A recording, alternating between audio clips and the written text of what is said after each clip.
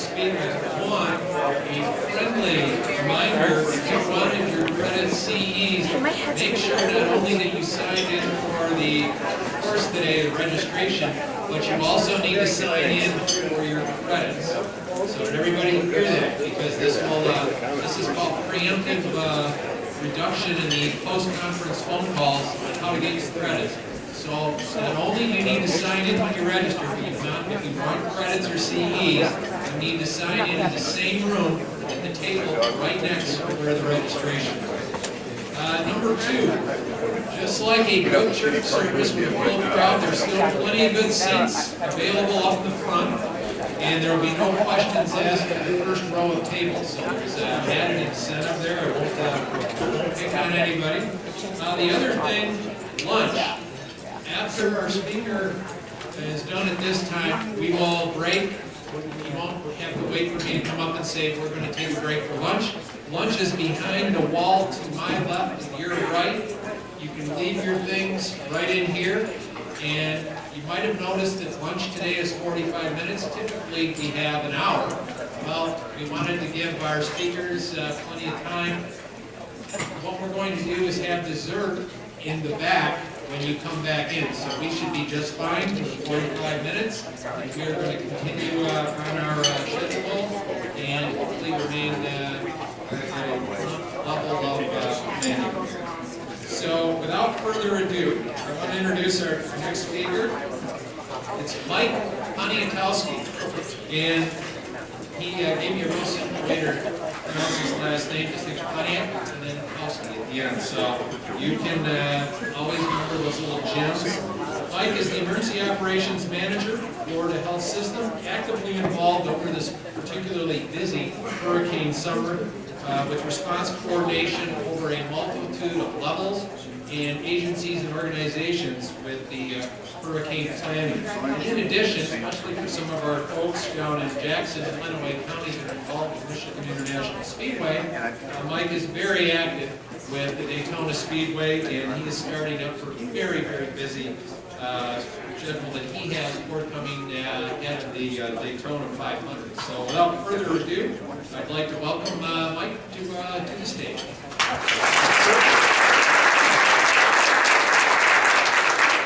Good morning, everybody. Lunch. Let's go. No, just kidding. So before I change slides, just look at this for a minute. This is Hurricane Irma, a little friend of mine. Sustained winds of 155 miles an hour with gusts to 190.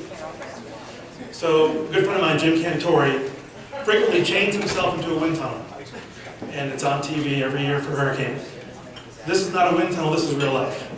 So when you live in the southeast or the Gulf Coast, this is reality for us.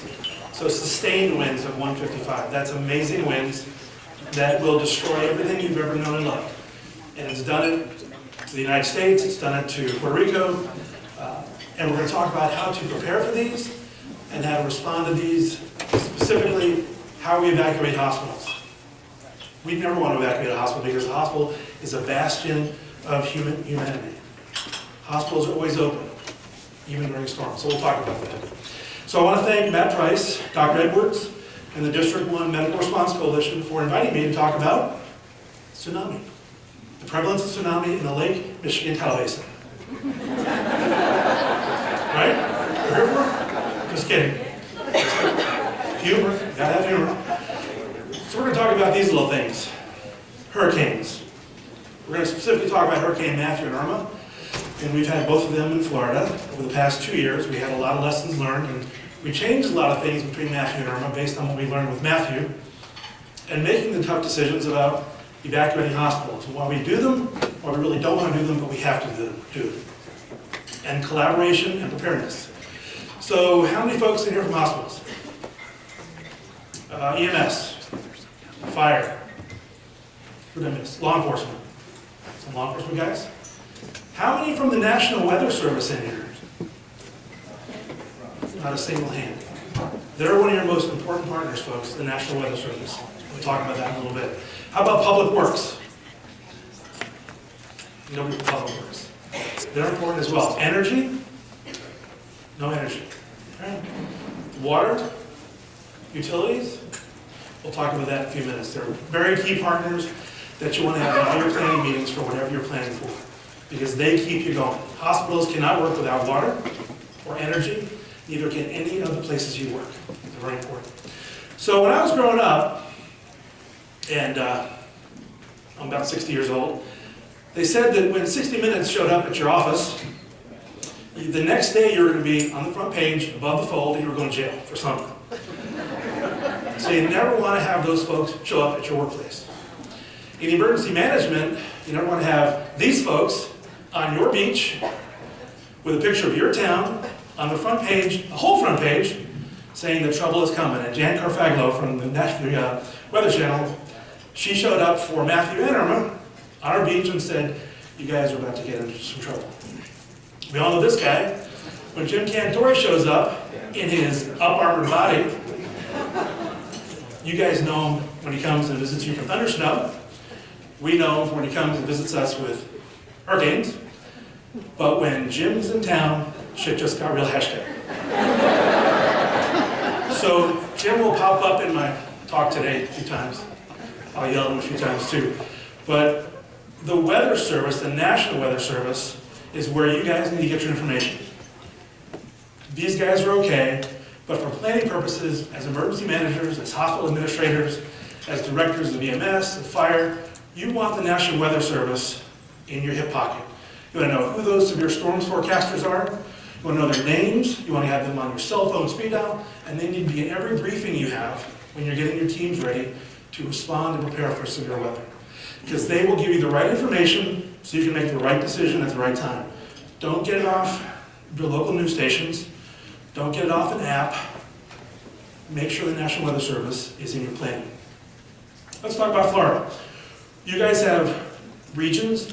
We have regional domestic security task forces, and they're divided up. There's 7 of them in the state of Florida. I'm in Region 5. That's Central Florida. I'm from Daytona Beach. Volusia County is my home county. There are 11 counties in our region, and we work together on a monthly basis to plan for things. Not just hurricanes, not just tornadoes, but lots of stuff, and we'll talk about that in a minute. So, and I know you guys have similar breakups here in Michigan, so make sure you network with those folks well before you ever need them. Again, you need to know who has the resources, what their cell phone numbers are, and that you've put a face to a name. You've had lunch with them, you've had coffee with them, so that that network makes you stronger. Because as the previous speaker said, and by the way, Dr. Sloan, where are you? He left. He said it was dicey coming up here today. He lives here. I'm from Florida. I had a 14-hour travel day yesterday from 11 o'clock, almost 1 o'clock in the morning, driving through whatever that was out there to get here this morning. So that was dicey, folks. Florida boys don't do well in snow, but here I am. So let's talk about where I work and live, the Florida Hospital, Central Florida North Region. In Volusia County, we have 5 hospitals. And those 5 hospitals take care of almost 300,000 people in 1,207 square miles. So that's a lot of responsibility. There's only one other hospital in our county. And I don't know about you guys, but right after Hurricane Matthew, we started seeing our censuses go through the roof. They peaked, and then they waned, and then right before Irma, they started picking up again.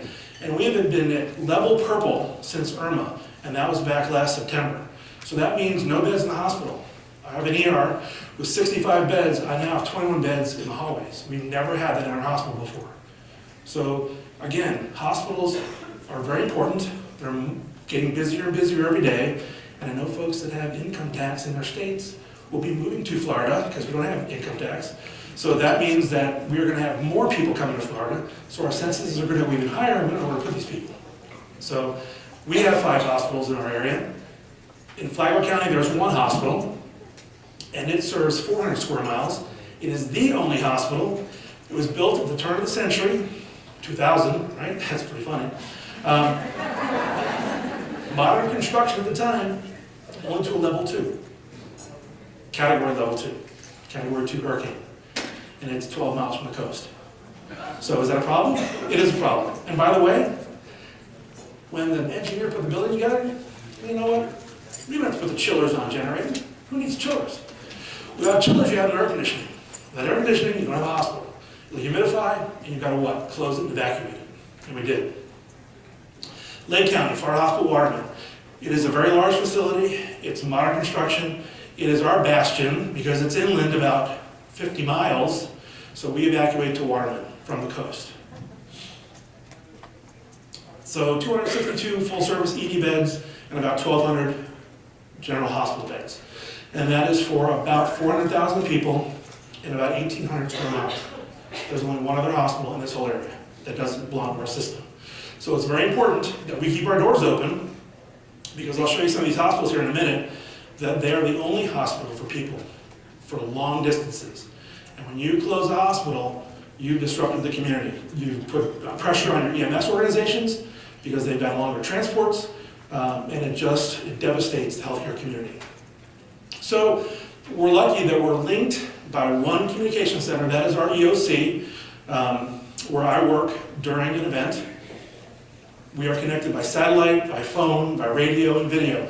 You folks need to stay connected. And I don't mean by text. I mean by phone calls, by conference calls. Everybody involved in an incident needs to know what's going on. It's not who needs to know, it's who else needs to know. When you do an IAP, an incident action plan, or an event action plan for something going to happen in your organization or in your area, everybody involved in that response needs to have a copy of that IAP so that they have a full understanding of what's going on.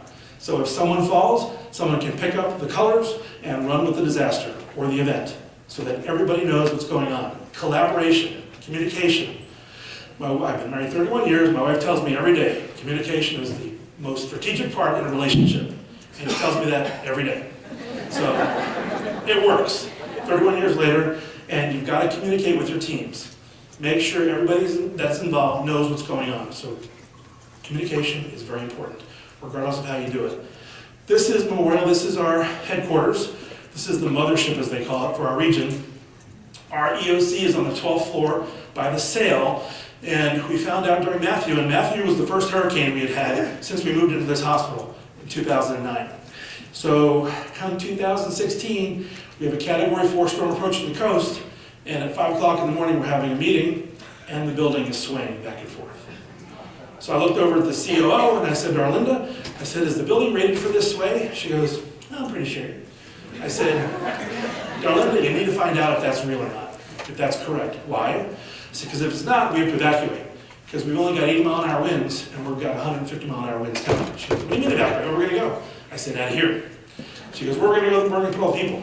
I said, we're going to find some place. But we're rated 255-mile-an-hour winds. So our command center is on the top of that sail, or on top of that building, and it was quite a show. So we're located about 12 miles from the coast. It's pretty high there. We've had no direct hurricane impacts prior to Matthew since 2004. So if you remember 2004, we had Charlie, Francis, Ivan, and Jeanne, 4 hurricanes that impacted the state of Florida. 3 of them impacted Volusia County where I live. So who was around in 2004? That's a long time frame. That is 12 years.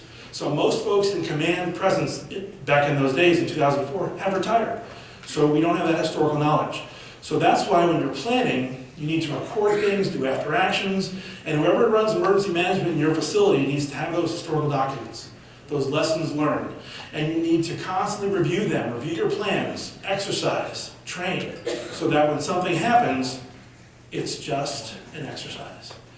Regardless of what it is, if you have trained for it, and if you have planned for it, it's just an exercise, and you can do it.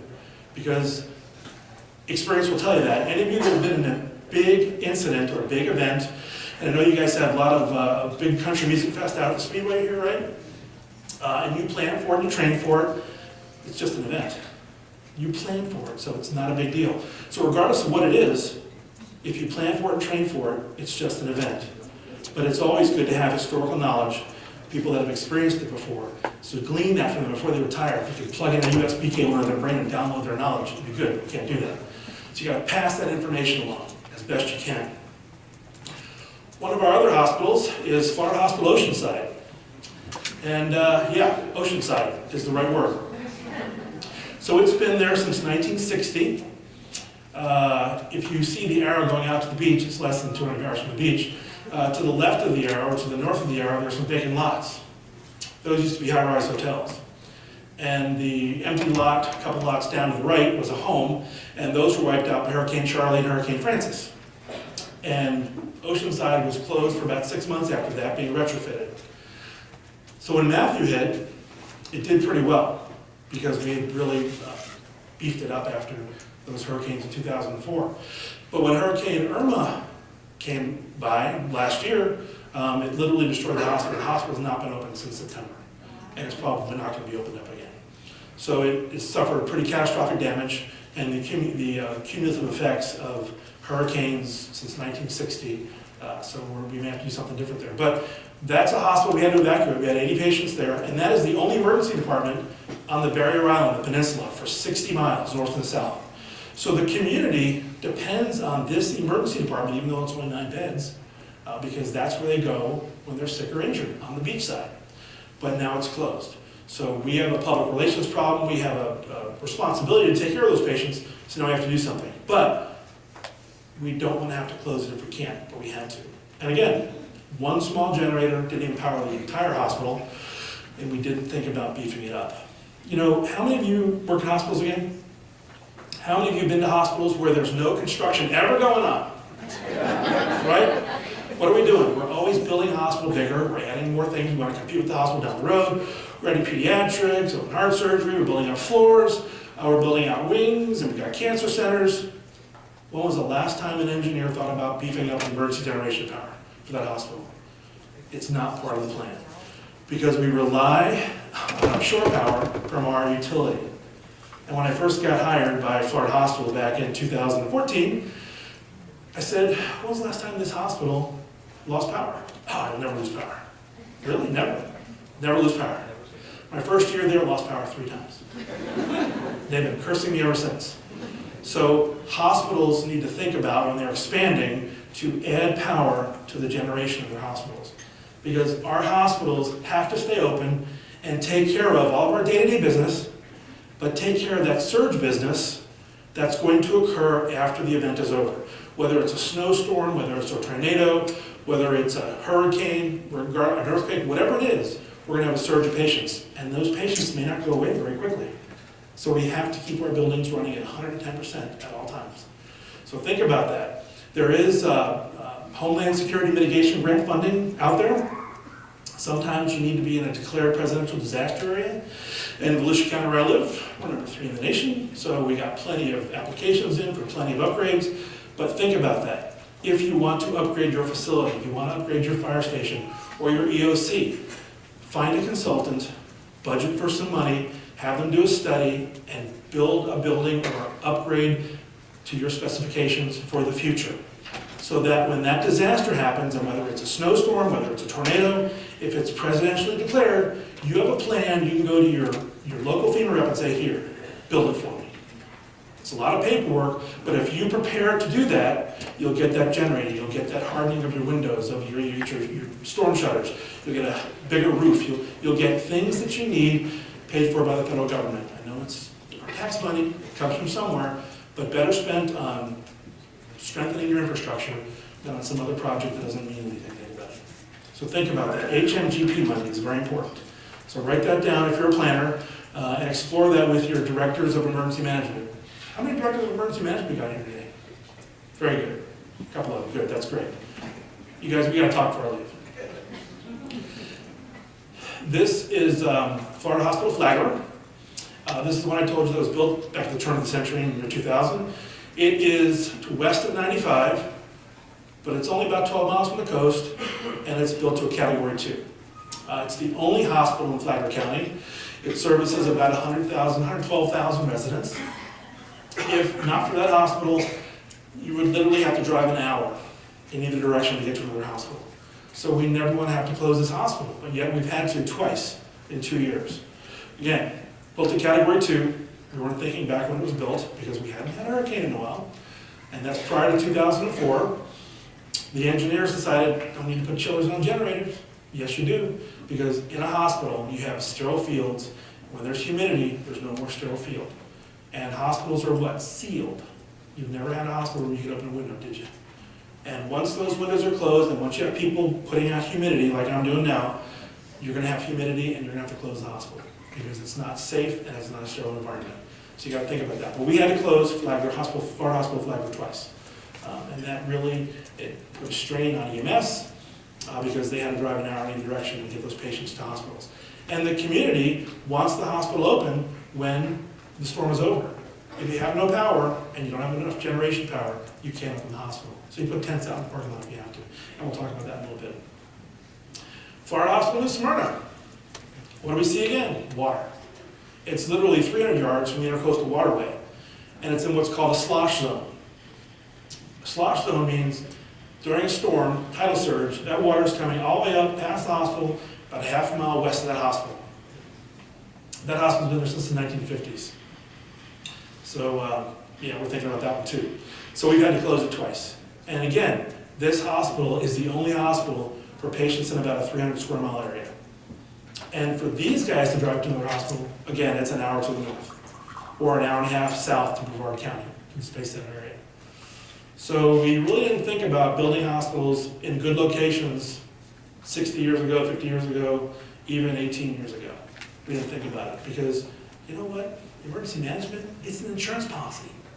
Just put them in a box until you need them, right? You pay your premiums, well, we pay our premiums, but emergency management really doesn't get their premiums paid until when you need them. And then when you need them, it's like, we should have thought about that. So we need to think about these things well in advance, think outside the box, look under the rock for problems that could affect your operations. Because as emergency managers and administrators, it's our responsibility to make sure we keep our doors open, regardless of what's happening around us. If something were to happen and you close your doors, they're going to say you should have thought of that because it's your responsibility. So think about that. Think about things that could go wrong even if people will think you're crazy, because they will happen at some point in your career or your predecessor, or your predecessor's career, or your people that replace you from their career. So again, right on the water, we had to evacuate it. So I showed you 3 hospitals out of 5 in Volusia County. All 3 were closed and evacuated. So what happens to those patients? What happens to those employees? What happens to all that equipment? And what happens to the community? Where are they going for help? The answer is nowhere. There's nowhere for them to go for help if these hospitals are closed. So we're going to talk about how to mitigate that. So we started in early 2016 getting ready for a new hurricane, because we hadn't done our plans over since 2004, after Charlie, Francis, Ivan, and Jean. So we put into effect comprehensive hurricane preparedness plans, and we put timelines out there. They're timelines that have to be enforced. They can't be numbers you ignore, but in hours, 120 hours out, 96 hours out, so forth and so on, so that as we get closer to a predicted storm, we put actions into place that we must do. We got to pull the trigger on these plans. We listen to the National Weather Service.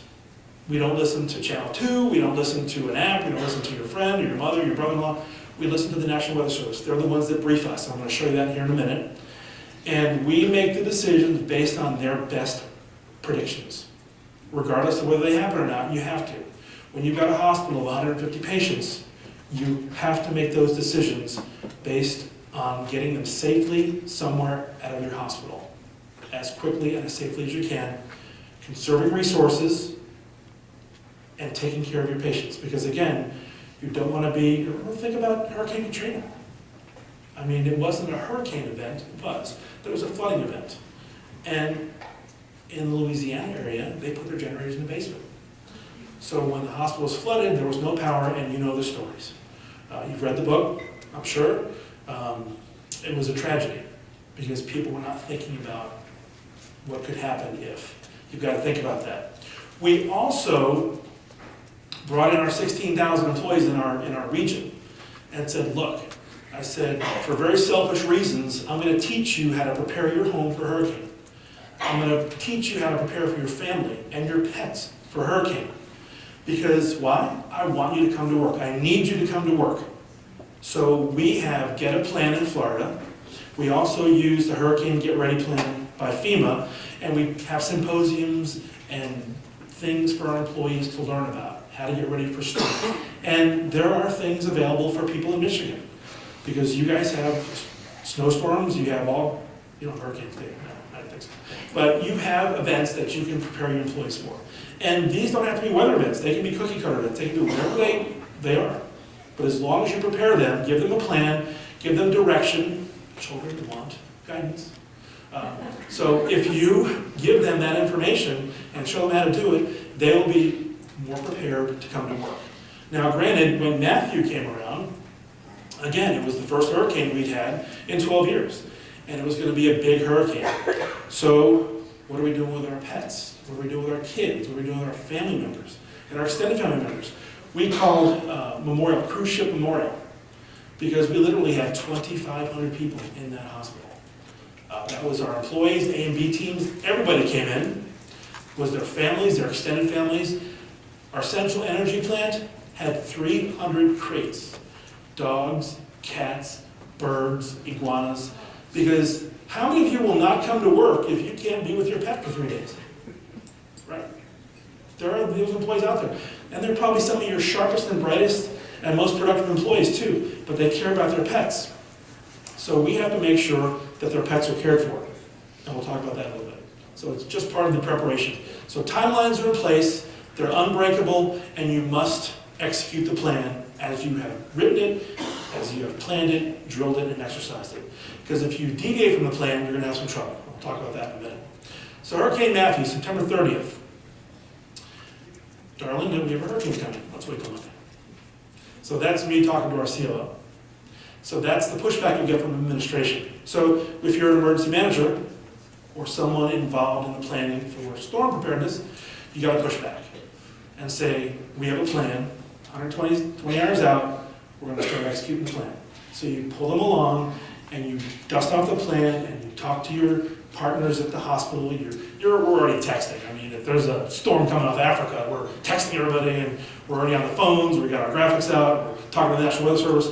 So it's good for emergency managers to have the nightmares that you don't want to have. So we plan for that stuff. But you've got to look at the 30,000 or 60,000 foot level way out. There's a storm coming, and I guess Dr. Edwards told me that you guys weren't supposed to have snow yesterday, right? That was the prediction, right? So Matthew was supposed to really destroy Florida. It didn't. Irma was supposed to miss Florida. It hit Florida. So storms do what they do. So that's why we have plans that are pretty much set in stone. We have to execute those plans as we've trained for them based on the best information. Because if you don't, the one time you don't, and you say, it's not going to hit, look what Irma did, look what Matthew did. It's going to hit and you're going to lose lives. And again, you're going to be on the front page about the fold. You're looking for another job. So Saturday, October 1st, 2016, 1100 hours. We're still pretty far out. We got a week to go. And we're looking at these graphics and we're planning. And Matthew and Irma were headed west, pretty much due west. The National Weather Service said, they're going to make a right-hand turn. They're going to make a 90-degree turn. They never make 90-degree turns. And they did both of them. And they came right up through the islands. Matthew kind of missed Cuba, kind of missed Hispaniola, and came right up to the Florida coast. So that was amazing. They got the prediction right. So they had a good track record with Matthew. Irma did the same thing. Irma was a little more west-northwest, but I'll show you those graphics here in a minute. But it did eventually come to Florida. So Monday, October 3rd, it's go time. We know this hurricane is coming. The state of Florida is in the cone of uncertainty, right? As it gets closer, the cone narrows. And the National Weather Service was using some pretty good superlatives for us based on what the storm had done prior to getting to Florida. And I'm going to show you some of the things they said. When the National Weather Service gets excited and they start using superlatives, it's time to pay attention because they never get excited. These guys are cool, calm, and collected. But when they actually use some bad language on your conference calls, it's like when they say, you got to get your shit together, folks, this is a big one, you got to do it. So listen to your experts. You've got to listen to your experts. Meet early with your partners and meet often. Again, I spent 4 years in the Middle East, and when lives are on the line, it's not who needs to know, it's who else needs to know. If it's not law enforcement sensitive, Everybody needs to know the information you have. There are no secrets when it comes to emergency preparedness. Your team has to be aware of the good, the bad, and the ugly. And the fact that, hey, it changed. The direction's changed, it's not coming, or it's coming closer. So reach out to your partners early. And I mean, plan for next winter starting today. Have those meetings, regular meetings with your ESF8, your health department, your state emergency management planning council. These coalitions need to come together as one huge coalition occasionally, I don't know if you do or not, and talk about the experiences that everybody else has had so that you guys can share those lessons learned. Because let me tell you, if it hasn't happened to you, it's happened to someone else. And you need to share that information so that you can have better planning and better resilience. Make the time to meet with your partners. This was the morning of my last meeting at the EOC before Matthew, getting to talk to these folks. The National Weather Service has something called Decision Support Service, Decision Support Weather Briefings. And if you're having an event, call your severe storms forecaster and he will give you a very detailed weather analysis of the weather coming up to your event and through your event and what to expect. And they will do briefings for you at no cost to you folks. Bring them into the fold, get to know their names. The National Weather Service is your friend. And they will give you the right information based on the scientific evidence. Look at this graphic in the middle, and that's windstorm damage predicted from Matthew. And you're going to see where the media actually takes this in the slide down the road and actually sends it out to the public. So they're getting their information at times from the National Weather Service as well. But they're where you need to get your information when it comes to weather. They will give you situation overviews. They will give you graphics. They will give you detailed analysis. They have thousands of devices. They drop dropsondes in the atmosphere. They'll give you pressure readings, wind readings through your entire region, and they'll be pretty accurate. They will continue to update you. We have 5, 6, 7, 8 briefings a day with the National Weather Service. And anybody that wants to attend them can attend them, and it's the right information. It's not I heard or Channel 13 says, this is the right information, and that's how you have to make your plans.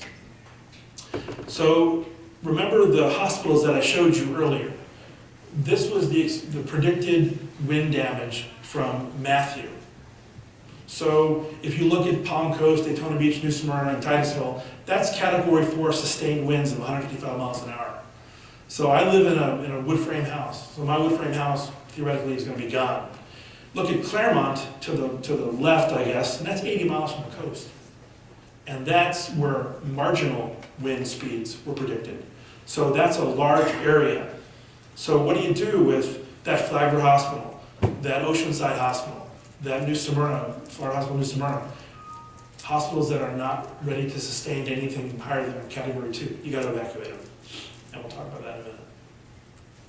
So construction, public works, they're your friends. They have the heavy lifters. In this area, it's snowplows. I saw them at the airport last night. I saw them on the roads as I was coming here last night. They are very important to you folks, but not just for snow. For me, it's sand. They clear the roadways. This is Highway 98 in the Florida Panhandle after Hurricane Ivan, taking the snow off the highway. So Public Works, the heavy lifters, do this for you guys. They also clear the roads for us, right?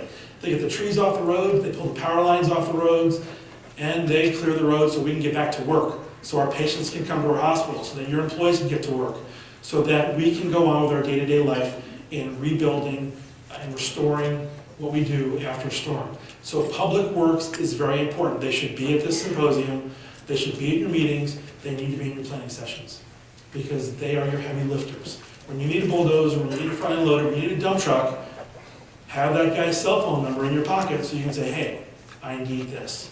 And if you have a relationship with him through your networks, he's going to deliver it, no questions asked. Because he knows your credibility, he knows what you do for a living, and he knows that you're going to use it the right way. And that's really needed. The power company, ESF 12, right? They should be in your meetings as well. The power companies, we have Duke Energy, Florida Power and Light, and the New Smyrna Utilities Commission. You need to know their names. The folks that actually throw the switches, the guys that control those switches, you need their names in your speed dial on your phone. Because they're the ones that are going to get your hospital back online, they're going to get your EOC back online, they're going to get your fire station back online, or they're going to, yes, get the nursing homes back online quickly, because nursing homes don't plan for power outages, do they? We learned that lesson after Irma in Florida. We had lots of people die in nursing homes because it was hot and they had no power and they had no air conditioning. So power is very important. Without power, we do not exist as a nation, as a population. We need energy. So these guys need to be at the table. You need to know their names so that they can restore your power as quickly as possible. It's very, very important. Potable water, right? We've got to drink. So what are your plans for water? Do you have city water? Do you have a well? Do you have city water and a backup well for your hospital or your facility? Without water, we have bottled water, but for hospitals, I can't live with bottled water in a hospital because I have a hospital to feed. So we have agreements with companies that come in with tank trucks and they hook up to our building and they pump water into our building. We have some hospitals that have city water and they also have backup wells. So potable water is very important. But believe it or not, what's even more important? Wastewater. You got potable water, what do you got? You got wastewater. Someone's going to flush a toilet on you. So in the parlance of emergency management, we don't turn potable water back on until the wastewater utilities are running in full operation. Because you got to move that water somewhere. So it's wastewater first, get the power back in those plants, get the lines unplugged, and then turn your potable water on. And again, power generation. Then we worry about power. Power is very important. Again, do you have enough backup power to run your facilities? If you don't, start planning for it now. Have an energy survey done of your building, of your EOC, of your county admin building, of your hospital. And yes, we've added 5 floors, 16 suites, 250 extra patient beds, but we have not added a lot of emergency power since we opened the doors. So that's stuff you got to think about. Again, because at some point it will fail you. So these are important things to remember. Public health, right? What do we got going on right now? Flu pandemic. Was it H3N2, I think, right? The one they missed on the vaccine? So public health is very important.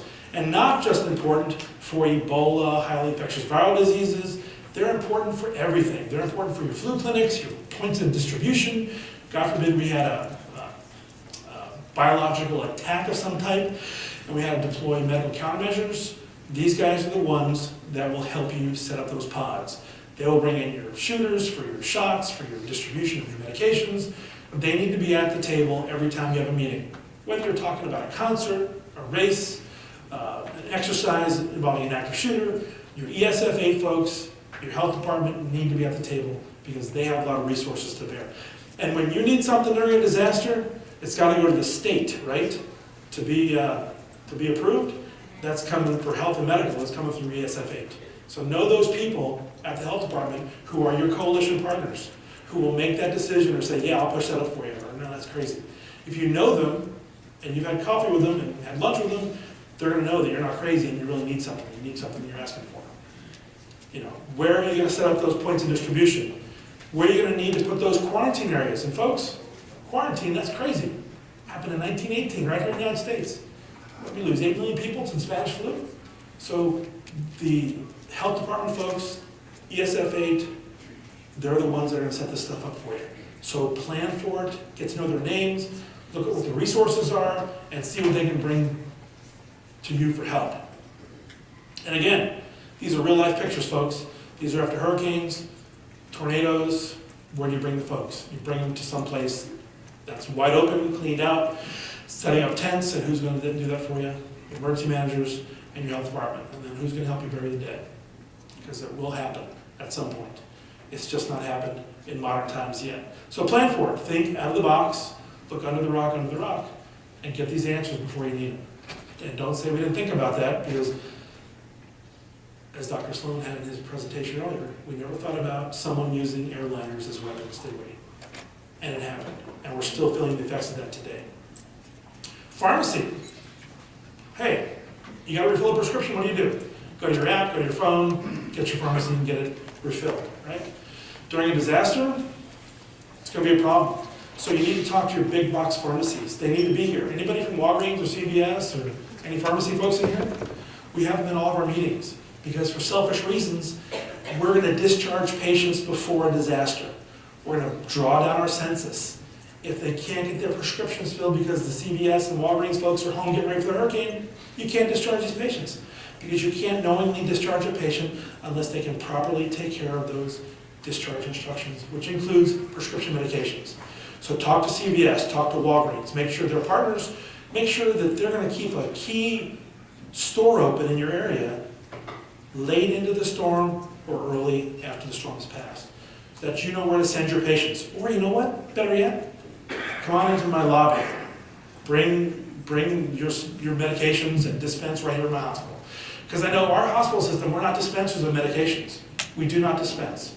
We'll give you an initial loading dose, and you got to go to Walgreens or CVS or your home pharmacy to get your medication filled. So it's very important, for selfish reasons, to have your pharmacy folks involved in the planning, because they're the ones that will give you the medications you need to take care of your patient population before, during, and after a storm. And then, go to this guy. Maybe not. Zombie apocalypse, he's your man. He's got the stuff ready for you to go. The local pharmacy. Your big box retailers, Costco, Sam's, Lowe's, Home Depot, Menards, right, you guys? You want to know these people. You want to know the managers. I can tell you that I know where the Home Depot folks, the Lowe's managers, I know where they live. I know that if there's something that happens, we have a relationship with them. We're going to get a high water vehicle to their house. We're going to pick them up, drive them to the store, get their keys, and open that store up and get what they need. Plywood, 2x4s, generators, whatever's left. We're going to be able to get those resources. So these folks need to be in your planning sessions. There's an ESF for them. In your local community, the businesses, the big box retailers. They're very important because they will give you resources when you need them during a disaster, and especially after a disaster. You want to have those key holders in your cell phone. You want to know where they live, because if cell phones don't work, you want to be able to go to their houses and say, we need your help. In fact, we have a rule that planning for Irma and Matthew, we were told by the National Weather Service, best information they have at the time, that we were going to be back in virtually the Stone Age for about 6 or 8 months, because it was going to wipe the infrastructure clean. Now, I spent 30 days down in South Florida after Hurricane Andrew, back in 1991. And I gotta tell you, there were no telephone poles, there were no street signs, most of the houses were gone, there were no landmarks. There was no GPS back then either. So we had a heck of a time finding where we were going to respond to calls. So you want to make sure you know where these folks are, so that, I got sidetracked. Our rule is that if we can't communicate with you as employees when the storm is cleared, sun comes up, storm's over, you come to work. That should be in all your plans. If you can't communicate with your staff, cell phones are out, radios are out, phones are out, landlines are out, storm's over, sun comes up, you come to work. If you don't hear from me. Because you'll get, you guys didn't call me. I couldn't call you, there was no phone, there were no power lines, nothing. Come to work. Sun's up, storm's over, come to work. That's a rule you need to follow. And please, do not forget about these folks. They put a stress on your healthcare system. Trust me, we know. We just had it in Irma. They are not prepared for long-term power outages or major disasters. We're trying to get them prepared now, but it's going to be a long road to hoe. These guys, Florida, 5 or 6 million retirees in nursing homes. I mean, they are a very important piece of our population, so we need to take care of them. As planning councils, as regional coalitions, as emergency managers, we need to make sure that they are ready to sustain their own population with power, with supplies, with food, with competent staff and competent plans. In Florida, they're required to submit plans to our local emergency management office by ACA, which is our governing body in the state of Florida. I don't know what we have in Michigan, but ACA makes sure that the nursing homes have plans for sustainment so that we don't have more victims like we had during Irma, after Hurricane Irma. And don't forget dialysis centers. They're very important as well. We don't do dialysis for pediatrics in our hospitals, which is, it's shocking. You know, we've got 5 hospitals in one county, 7 in our region. We don't do dialysis for kids. They have to go to Orlando or go to DaVita Dialysis or whatever dialysis organization is in our area. So dialysis is very important. Make sure these folks are at your planning table as well. DaVita Dialysis has a response team. They will send mobile dialysis centers to areas of disaster and set up for you. You need to know that. And I'm sure DaVita's up here as well, they're national. I think they were just bought by someone else, was it Braun? So find out who they are and ask the question, what if we need dialysis en masse after a disaster? DaVita will come and set up with their strike teams, and they will do your dialysis for all your patients, all your patient population, especially for these nursing home patients. These patients that haven't been dialyzed in 3 or 4 days, they're gonna be very sick. So they will come to your community and set that up for you. And then what about these guys, right? Our pets. Again, Florida, we have a lot of large animals. I have 6 horses, we have dogs, cats, people have birds. And we've all seen these pictures, right? Animals connect us.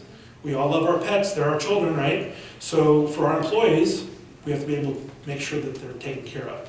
Whether they come to the hospital or they make plans for a future disaster. And of course, hospitals are the last resort for, my microphone just dropped, no, it didn't. All right, good. Hospitals are the last resort for shelter for our family members and our pets. But as a last resort, if we want our employees to come to work, we have to make arrangements for them. It's prudent to do that. Damn it, Jim. Thunder snow. Told you he'd pop up occasionally. So let's talk about hospitals. Hospital census. So how many hospital beds you got? 365 beds in our hospital. A lot of zeros on the right column there, aren't there? That's almost a daily occurrence for us. Without a disaster, without a surge, not very many beds available. After Hurricane Irma, we were at 0 beds again.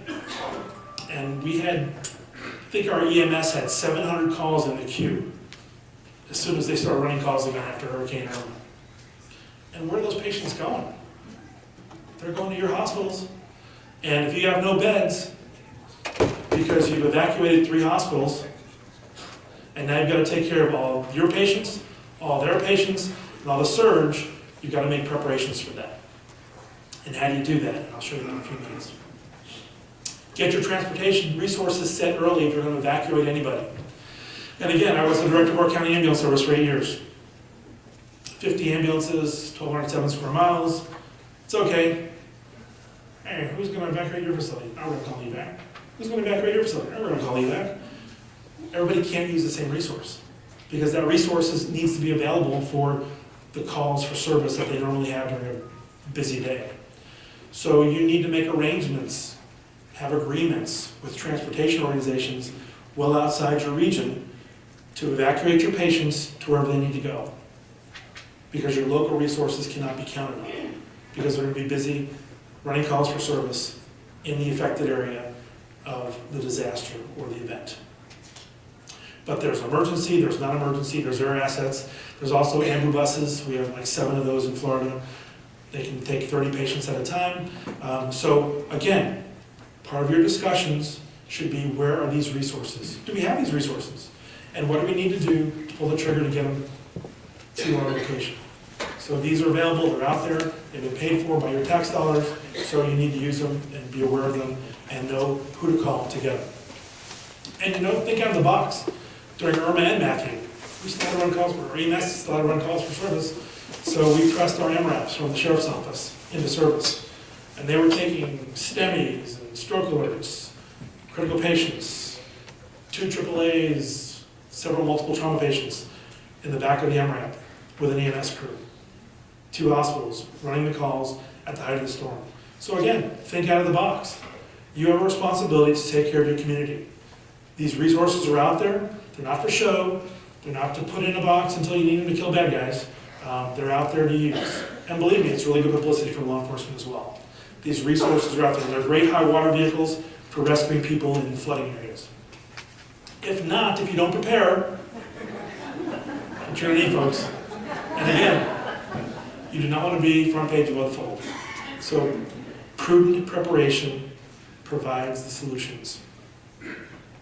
So for hospitals, we move a patient, not a problem. Put them in a wheelchair, put them in the elevator, take them downstairs, put them in a truck or a van, take them to the hospital. Where are you going to put that patient? Where's the equipment coming from? The supplies, the pharmaceuticals. I'm equipped to handle 300 patients, not 700 patients. So when I move a patient from a hospital, materials management is in there, right behind the patient, coming out of the room, taking that bed, taking the pictures out of the med room, taking all the supplies out of the supply rooms, loading them up in the box trucks, and bringing them to the hospital where those patients are going. So we have to move the infrastructure as well as the patients. That's why if you have a plan, and this has 120 hours out, you pull the trigger, you've got to do it. Because you move one patient, you've got to move the bed, you've got to move the meds, you've got to move the nurses, the staff. It's just not moving the patient.